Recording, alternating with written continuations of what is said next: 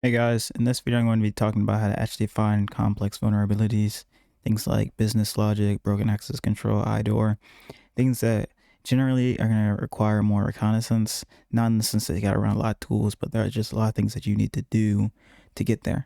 So rather than just talking in this video, I'm going to be going and actually doing some reconnaissance on Under Armour.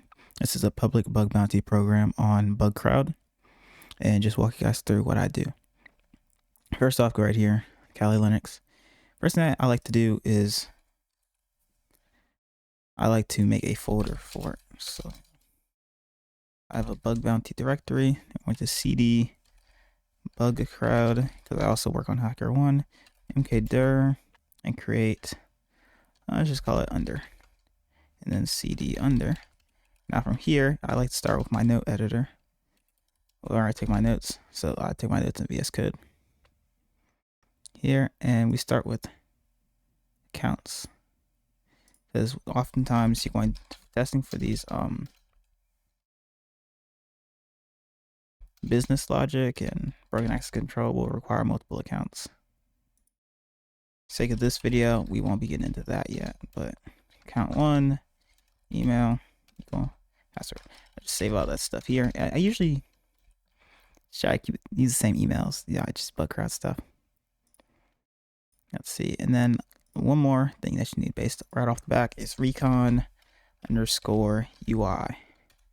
That's the very first thing you do is we're going to be reconning in the UI. So just recon using only, that all caps, only UI. So I just like go through, take notes, that kind of thing. So first off, let's look at the scope, make sure we're good with everything. All right. Under Armour product security, nation, make athletes through passion design. Yep. Get this under my eye. Bug type, Under Armour, VRT amendments. Priority, we have injection, cross-site scripting, security misconfiguration. This could be something that we could care about. Like security misconfiguration, sensitive misconfiguration, weak password policy, complexity, interesting, not enforced. This could be interesting, that right there. Not enforced. Like maybe we can find a way for this not to be enforced by doing like on the reset password flow, making the password a lot weaker. That could be good. Change email address, confirmation, lack of password, confirmation, change. Yeah, this is beyond. This is prime targets for the kind of testing that we want to do, which is going to be more logic based. Sure, it's not great. This is P4, but what does P4 pay? That's still $125. P3, 400, 600. It's not so much about the money I'm getting, it's just more about learning. So it's a lot of security misconfiguration stuff that we could really find. Captcha bypass, weak reset password policy, token is not invalidated after use, P4 before. But yeah, that's great. Sensitive data exposure. Go down here first. You need to make sure you know what you can test. For this demonstration, we're just going to look at Under Armour. Usually that's where I do most of my testing. Just most of what I do is manual. Then you still have, make sure you never test out of scope things. But you have like this, for example, wildcards, test things. But anyway, that's pretty much it for that. Actually dive into what I do. So recon, I always have burp open while I do recon, just so I'll be capturing the traffic. So I go here, like to burp. Oh. But we're not going to be going into the request. The point is just to capture the request as you click around the UI, so you can look back at it later and see like what's going on. What I always like to do is I like to set my target scope. So that way I'm not capturing anything that doesn't have to do with Under Armour. That way it's a lot easier to go back through and look at the HTTP history. Include subdomains. Go. Settings, because I don't use a proxy. I don't think it's that big of a deal just to do this. Does not take that long. And now the very first thing we're going to do, we're just going to log in. I already created an account, so just log in. That's something about that. There's create an account, and then there's login. Two different ones. Look at this right up here. OAuth. They have OAuth on the regular flow. Look at that, OAuth. And then they have client ID. They have code challenge. Code challenge means it's like a What's it called? Let's see. What is it called when the OAuth has code challenge? Yeah, proof key code exchange. PKCE is what it's called. Which proof of key code exchange. Round 6 Pixie. Yeah. I could talk more about that, but that could be a vulnerability right there. If it's not configured right, misconfiguration, that right there could be something. It's just things we're looking at, we're seeing as we go. So this is bug crowd. So bug crowd ninja.com password.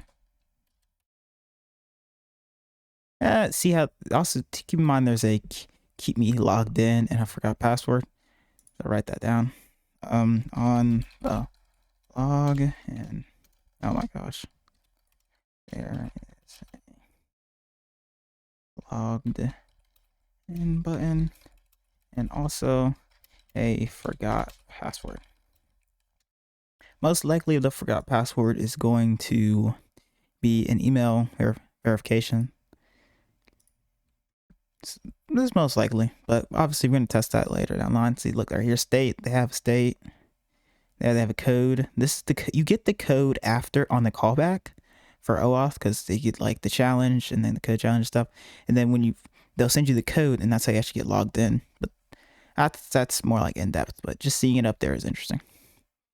What I usually like to do is I usually just go to profile because I just like to see it, like what's going on here. Like, let's see, en-us, so US, different ones for that. Let's see, first name Fred Smith, yeah, whatever, random stuff. Birthday, gender, let's see, let's put in a random phone number, 704-123-6-8-8-8, whatever. Then birth, you just want to put in as much data as possible.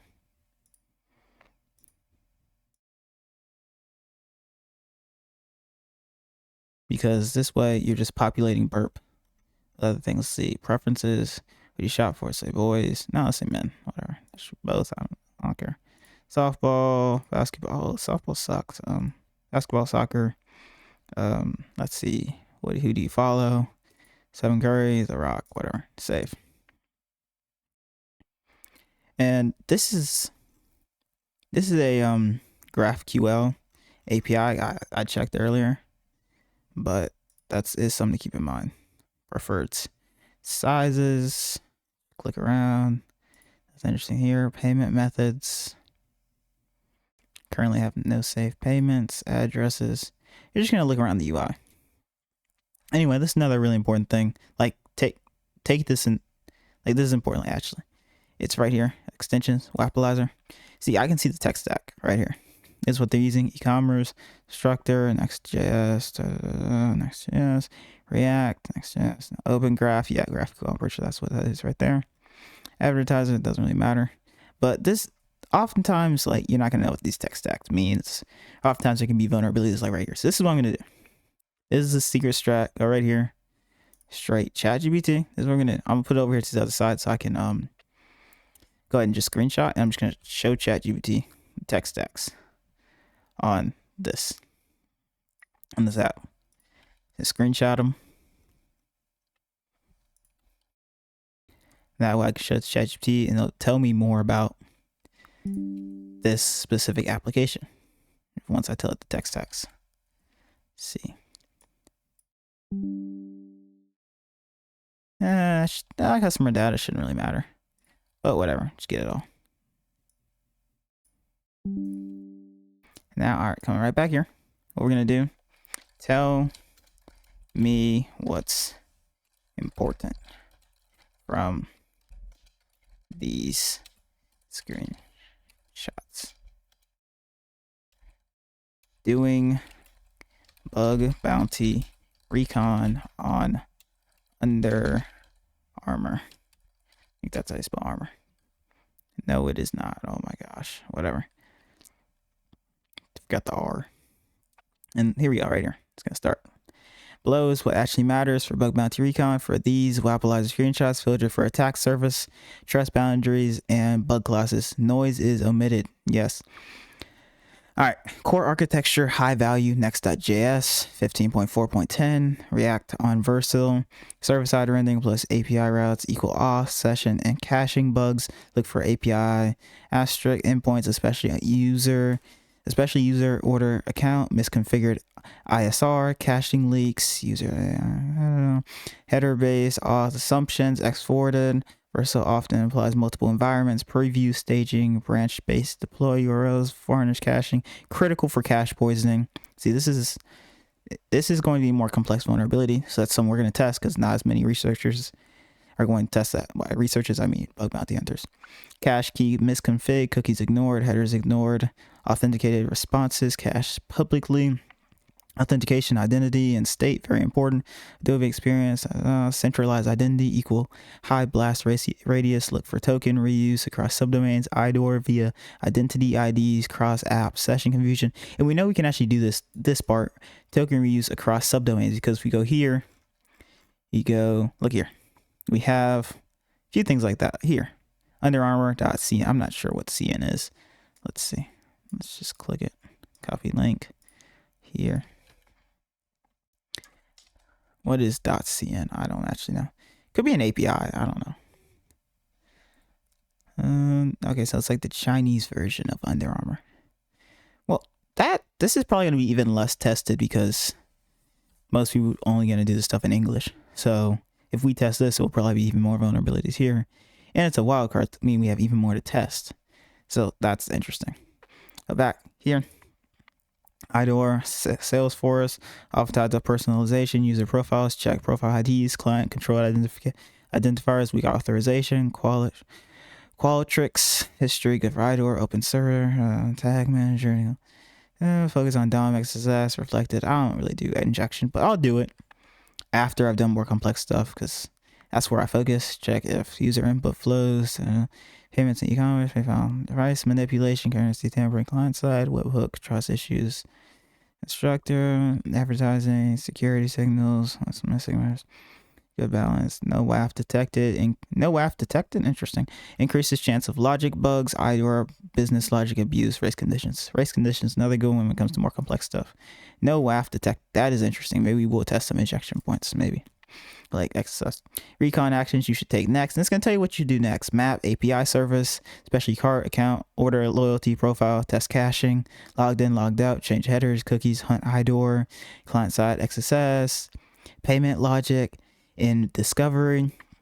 That means it's going to start fuffing and fuzzing and stuff like that.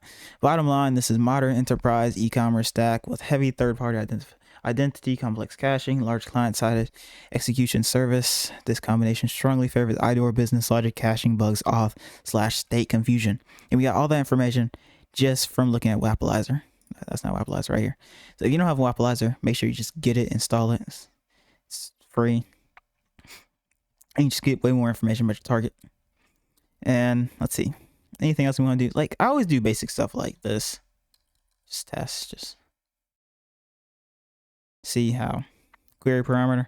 This stuff almost never works. Actually, this has never worked for me, just going straight inputting script alert. But look, make sure you keep going. Like, this is something I found interesting. Watch this. Green. Product type. Let's say graphics. And how it just keeps adding it. Green, graphics. Now let's say we go size, small. How it's just adding all this other stuff. This is like so many just different parameters we could, like, maybe try admin. There's no way that works. But imagine if it did. Just, we're going to start fuzzing. There are so many different points that we could fuzz. There could be something here. A lot of injection points. That's interesting. So that's worth noting down. All right, this is down here. The categories appear all in the URL. Put that down like that. Interesting. Well, that's obviously not category, but you get the point. Let's see what else. Anything interesting? Oh, cart. Oh yeah, I added that. I added an item to my cart earlier.